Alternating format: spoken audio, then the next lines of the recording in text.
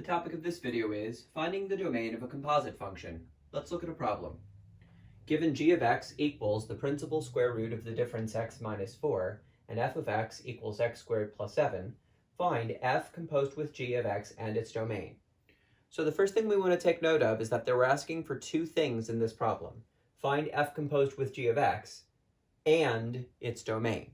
So this is like two problems in one.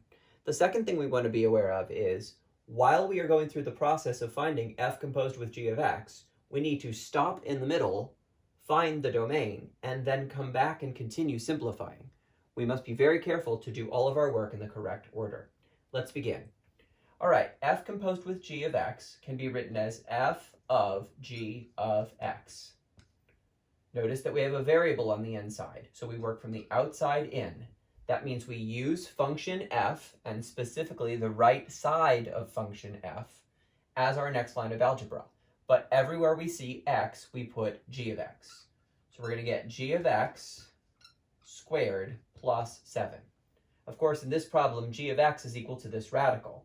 So then we're going to get the radical squared plus 7. This is the first moment in our problem solution where all of the function names are gone. F, G, F, G, G. So this is the moment where we stop and we determine our domain. We must stop here to determine our domain before we take any simplifying actions. All right, so let's determine our domain. Step 1 is to start with all real numbers. Step 2, even radicands greater than or equal to 0. And we have one of those.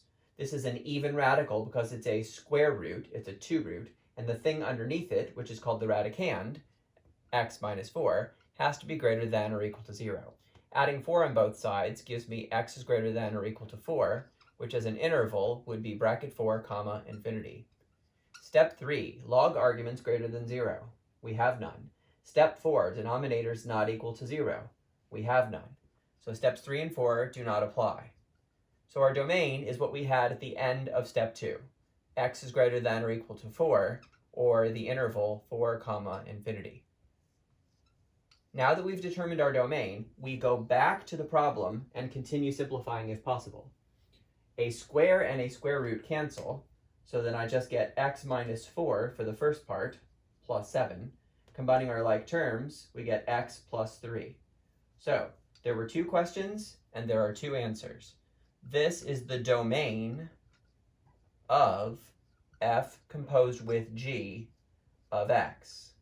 This is f composed with g of x. And as I conclude this video, I would like to point out, if you do not stop and determine the domain at the correct time, it's possible you'll get a wrong answer. For example, if you try to determine the domain using this, x plus 3, you will conclude that the domain is all real numbers, which is a wrong answer. Always stop and determine your domain at the right time.